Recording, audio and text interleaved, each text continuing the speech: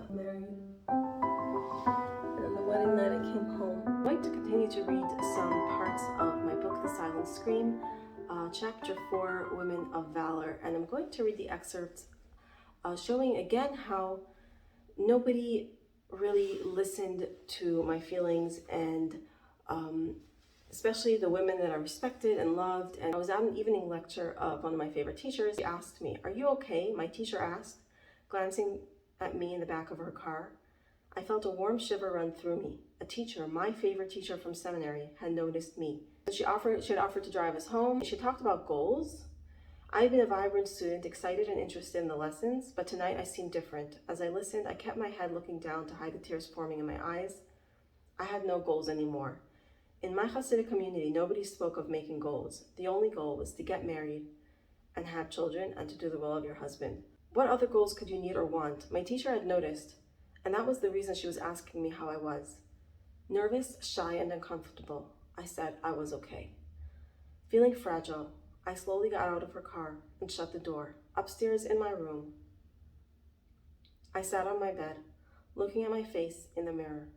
There was something rich and deep and beautiful in the depth of the sadness that I saw within myself that night. Unbeknownst to me, it was my first experience of the power and pleasure that can come from staying with emotions, even when they are difficult ones. I decided I did want to speak to someone. My teacher had reached out to me, and this was my chance. I sat down on my bed and I wrote her a letter. So the next time we had this lecture, it was in her house.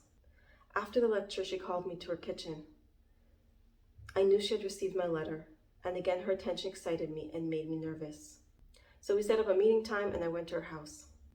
I was really excited to talk to this teacher because she was my favorite teacher and I'd always wanted to have a relationship with a teacher. She asked me about myself. She had heard about my recent engagement. Was everything okay? What did I want to talk about? Not knowing how to start, I was quiet. She jokingly offered me something to eat and to send me home. That jolted me into beginning a free flow of words about my engagement. Really, I began to cry. I thought my tears had dried up, but somewhat unexpectedly to me, rivers again poured from my eyes as I told her about my misery and dread towards my upcoming marriage. In a strange and twisted way, despite the puddles forming around me, I was happy to be there. I'd gotten the full attention of my favorite teacher for over an hour in her own home. It was a powerfully satisfying feeling. Despite the tears, there was a sweetness and intimacy to the moment that did not pass me by. She would consider what could be done and get back to me, she said. As we walked to the door, she lifted her arms and ever so gently asked me if she can give me a hug. As if in slow motion, I remember the movement of her arms, lifting and then wrapping around me as my head found her shoulder, and I felt the softness of her sweater, melting me into an intoxicating sensation I had never experienced before. Suddenly, to maintain a connection with Mrs. Nussbaum became all important to me. This new relationship consumed me, and keeping up contact with her became the only thing that mattered. So then she connected me with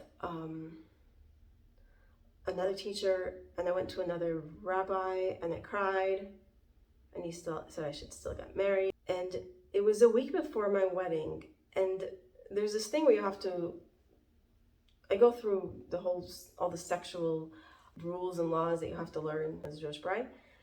And one of the things is you're not supposed to have your period on the day of the wedding. So you kind of time the wedding accordingly. I'll read this part. It was the week before my wedding, and I began to count the 7 clean days towards my wedding night.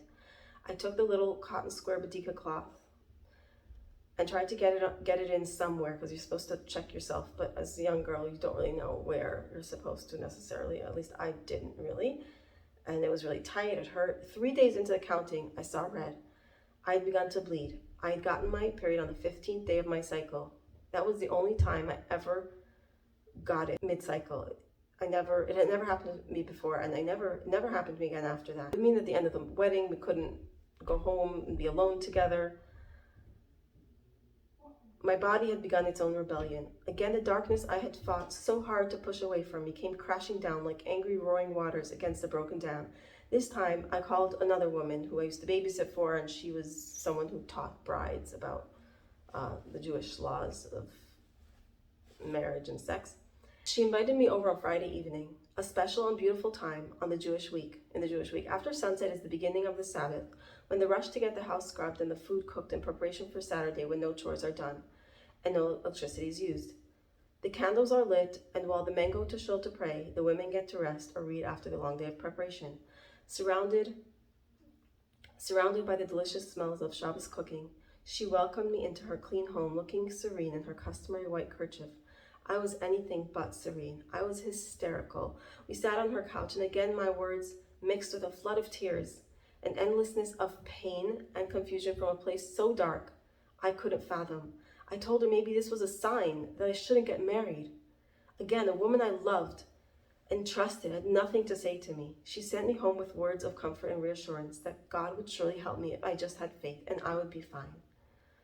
I desperately wanted to run away, but it was 3 days before my wedding. How could I do such a thing? My family, my friends, my whole community, everyone I knew would think I'd gone crazy. Maybe I had. Maybe it was just the beginning. And there was nowhere to run. Everyone else aside from my community was bad, of course, not as holy as us. I had no connection to or understanding of the world outside the confines of my little Chassidic community. I felt trapped, lonely, and scared. I was at the edge of a cliff, and I had no choice but to jump. This was life. It was supposed to be hard. My teachers had said so. God was testing me. So there was just no understanding, or there's just no support for anything about how I was feeling. I was just like, it was just a challenge from God. And so I got married. And on the wedding night, I came home. The wedding passed by in a blur. It was coming home from my little apartment that remains clear in my mind. My apartment was small, but I had chosen everything, gotten everything ready. So because I had my period, we couldn't consummate the marriage on that night, and we had to leave the door open to the neighbor.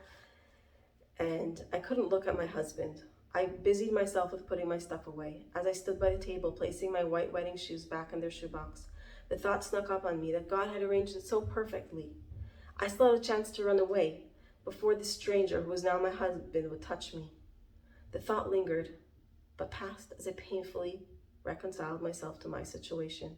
He was my husband, and I had to accept it, even though the thought of him touching me made my stomach churn. I was so trained to ignore my feelings, and doing the right thing was so important to me that I didn't listen to that thin and feeble voice of my natural instinct for self-preservation, my inner voice of intuition that was trying to protect me. I didn't have a frame of reference in which listening to my feelings was even a viable option. During my engagement, I'd spoken to not only my seminary teacher, but also one of my favorite high school teachers and other respected women in the community. Each time I cried and told them how unhappy I was, they told me I had to have faith and God would help.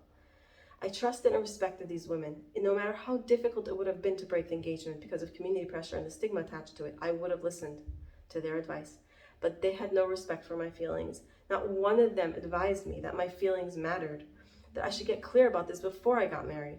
Not one advised me to consider why I could be feeling so badly about the engagement and to consider breaking it. These women, my teachers, had failed me. I felt a deep sense of disappointment, even betrayal. All they had taught me was useless now. They had nothing to offer me in this real life difficult situation. So I had taken upon myself, in the last video I explained that when I was young, I had started this idea of positive thinking, and I was spiritual, and I loved God because it gave me a sense of power to be in control of my thoughts. But it wasn't just me. It was pretty much a prevalent attitude in the community that you just had to do what you had to do, and your feelings were never right because your feelings would lead you away from God. And that idea ultimately is what broke me, and that is where I started questioning my whole life and changing my entire way of dealing with emotions and ways of living. So yeah, follow my story. I'll continue to read excerpts from 1 or 2 chapters over here. If you want to listen to the entire audio, you can follow the kofi link in the description. Also follow me on Instagram, where I post more about my story and what I've learned. Thank you for watching.